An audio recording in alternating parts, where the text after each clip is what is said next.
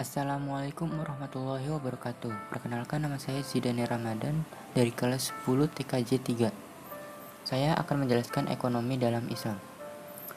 Pengertian sistem ekonomi dalam Islam. Sistem ekonomi Islam secara sederhana merupakan sebuah peraturan di mana pelaksanaannya berlandaskan dengan berbagai syariat, yaitu Islam, dan selalu berpedoman pada Al-Quran maupun Al-Hadis. Hal ini meliputi kegiatan seperti simpan, pinjam, investasi, dan berbagai macam kegiatan lain. Sistem ekonomi ini diciptakan agar umat Islam bisa tetap melakukan kegiatan ekonomi dengan baik dan benar, dan terhindar dari semua sifat buruk seperti riba, zalim, ihtikar, haram, dan masih banyak lagi. Semuanya dijelaskan dan diatur secara terperinci dalam sistem ekonomi Islam. Cara pemilikan harta dalam Islam. Dalam Islam, kedudukan harta termasuk ke dalam hal yang sangat penting. Hal ini dibuktikan dari adanya berbagai pendapat, namun semuanya merujuk pada satu ketentuan, yakni pada akhirnya semua harta adalah milik Allah Ta'ala. Islam juga memberikan perlindungan kepada pemiliknya. 1. Pemanfaatan. Nabi Muhammad sendiri sangat amat memperhatikan pemanfaatan harta dalam Islam, karena jika sampai terjadi mubazir atau penimbunan harta, hal tersebut sama saja mendatangkan dosa dan akan mempersulit hisab saat di hari akhir kelak. Semuanya harus dipergunakan dengan baik dan benar. Misalnya saja Anda punya sebidang tanah, namun setelah 3 tahun masih saja didiamkan tanpa adanya pemanfaatan. Hal tersebut tentu saja akan menimbulkan bos dan berakibat buruk bagi pemiliknya. Untuk itu, sebaiknya jangan buang-buang waktu saat sudah punya harta benda. 2. Penuaian hak. Selanjutnya adalah penuaian hak.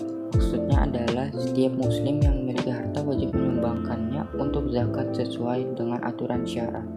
Jadi tidak ditimbun untuk kemudian didiamkan dengan maksud disimpan dan memperkaya diri sendiri.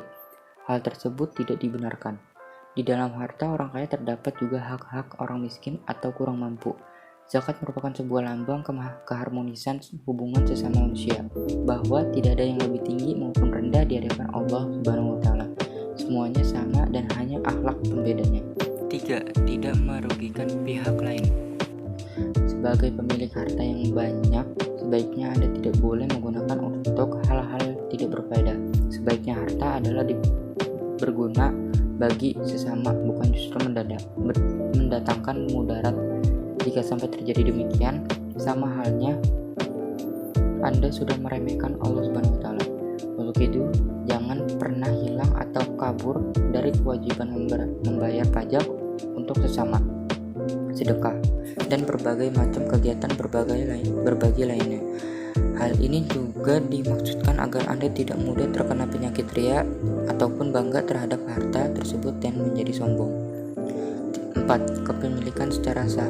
Selanjutnya adalah urus memenuhi syarat kepemilikan secara sah. Hal ini bertujuan agar orang-orang tidak mendapatkan hartanya dari barang rampasan atau jarahan. Semuanya murni karena kerja keras masing-masing. Dengan begini tentunya pembagian juga tetap bermanfaat. Al-Quran sendiri sudah melarang semua harta didapatkan dengan cara kotor atau tidak sah karena bisa menjadi sumber kerusakan. Begitu juga jika Anda ingin mendapatkan harta dari cara tidak teruji seperti menyuap pengadilan, saksi palsu, dan hal-hal tidak terpuji dan tercela lainnya. 5. Penggunaan berimbang. Terakhir, Islam selalu menganjurkan umatnya untuk benar-benar mempergunakan harta dengan imbang. Jangan sampai hanya bersebelah atau lalai dalam melaksanakan tugas dan kewajibannya seperti zakat, sedekah, dan berbagi kepada sesamanya. Sungguh Allah tidak menyukai hal tersebut.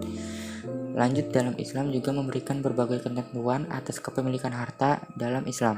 Di antaranya adalah kepemilikan individu, milik umum, terkait dengan kepentingan orang banyak, dan juga perlu dibelanjakan atas dasar menjaga keseimbangan kebersihan harta.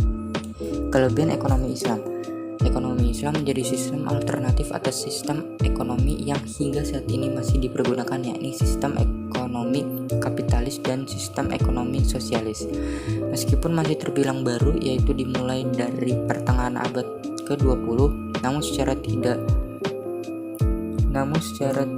langsung langsung praktik dan tujuan ekonomi Islam sendiri pada dasarnya sudah ditetapkan sejak munculnya agama Islam di dunia ini.